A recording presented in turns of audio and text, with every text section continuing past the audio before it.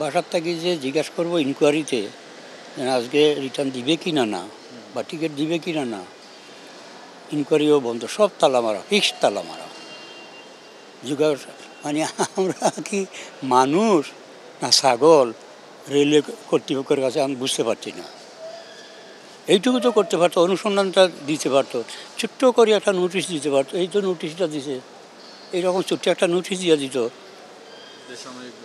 বন্ধ বা এই হয়েছে সেই হয়েছে, এইরকম খোঁজ করেন, অনুসন্ধানে খোঁজ, যেই দিকে আসেন অনুসন্ধানে খোঁজ করিয়ে আসেন, মেসেজ আপনাকে দিবে, অত সহজ। হাত দিয়ে একটা নোটিশ লিখতে পারতেছেন আর পয়সা খরচ করে মেসেজ দিবে। যারা সরকারি চাকরি করে এরা পাবলিকে কি গাধা মনে করে না রাম ছাগল মনে করে বুঝতে পারছি না। ওই ছাগল কাণ্ড। ভিসা আছে, এই সমস্ত পাসপোর্ট নিয়ে ভিসা নিয়ে বের হওয়া, ওটা যদি এটা পাসপোর্ট মিসিং হয়ে যায়, আমার অফিস থেকে এই যেখানে পাসপোর্টে অন্যান্য দেশের ভিসা আছে, এই ভিসাগুলো যদি একটা পেজ মিস হয় আমি কই পাবো? এই ভিসা নিয়ে বের হওয়া, এখনকার যে কারফুট দিন বের হওয়া কষ্টদায়ক।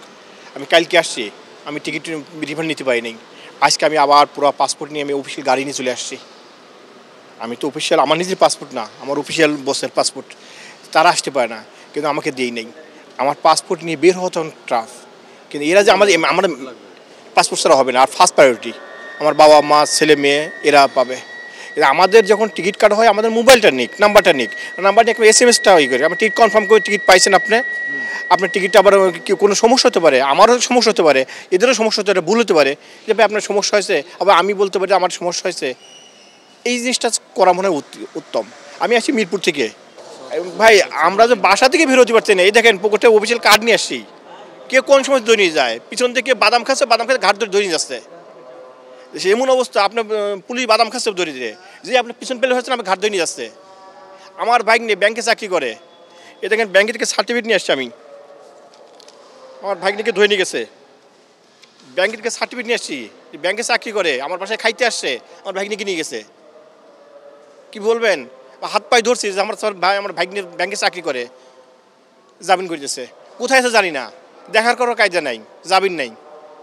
বলছি আমার একটা টিকিট নেওয়া ছিল আগামীকালের 27 তারিখের, কাটা ছিল আরও 15 দিন আগে, যখন এই সিচুয়েশন ছিল না। তো এবার মাঝখানে তো সিচুয়েশন ঢুকে গেল, তারপরে আমি খোলার পরে আমি আসলাম গত পরশু দিন, আজকে 24 তারিখে আসলাম। 24 তারিখে আসার পর এখান থেকে বললো কোনো লিখিত নেই, অ্যানাউন্সমেন্ট নেই। ভেতর থেকে অনেকক্ষণ দাঁড়িয়ে অনেক মানুষ ছিল, তারা বললো যে আজকে 18, 19, 20 এই 3 দিনের টাকা ফেরত দেওয়া হবে। অথচ তখন কিন্তু আরও 4 দিন পার হয়ে গেছে, ওই দিন 24 তারিখ ছিল। আচ্ছা, গতকাল হয়তো সেইগুলো দিয়ে এখন শুনলাম আজকে এসে যে 31 তারিখ পর্যন্ত ট্রেন চলবে না, সেই টাকাগুলো ফেরত দেবে। ঠিক আছে, এবার আজকে কাউন্টার 11টায় খুলবে, 11টায় খুললে বোঝা যাবে কিভাবে কি হচ্ছে না হচ্ছে।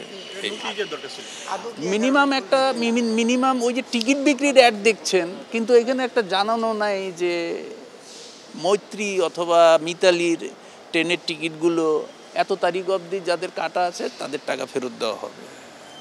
দেখেন একটা কিছু আছে নাকি কোথাও, মানুষ এসে ওকে জিজ্ঞেস করছে, ও এসে একে জিজ্ঞেস করছে, অথচ কাউন্টার বন্ধ।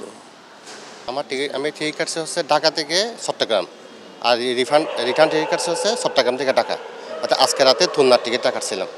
তো বিশেষ কাজে কাটছিলাম, যেহেতু ট্রেন বন্ধ, তো আমি গতকালকে একটা টিকিট ক্যান্সেল করছি, মানে আজকের টিকিটটা ক্যান্সেল করছি সন্ধ্যার দিকে, কিন্তু এখনও কোনো আমি রিফান্ড পাইনি আর কি, টাকা রিফান্ড পাইনি। তো আরেকটা টিকিট আছে, ওটা ক্যান্সেল করি নাই। তো এখন এটা যদি রিফান্ড না পাই, আমি ক্যান্সেল করবো কি করবো না, এটা নিয়ে আমি খুব দুশ্চিন্তায় আছে আর কি। এই জন্য আমি স্টেশনে আসা, কিন্তু এখানে আমি গতকালকে আসছিলাম, কাউকে পাই নাই, আর আজকেও আসছি, এখনও পর্যন্ত আমি ওইরকম কাউকে পাই নাই। আমি হতাশায় ভুগতেছি আর কি, এখন কী করবো।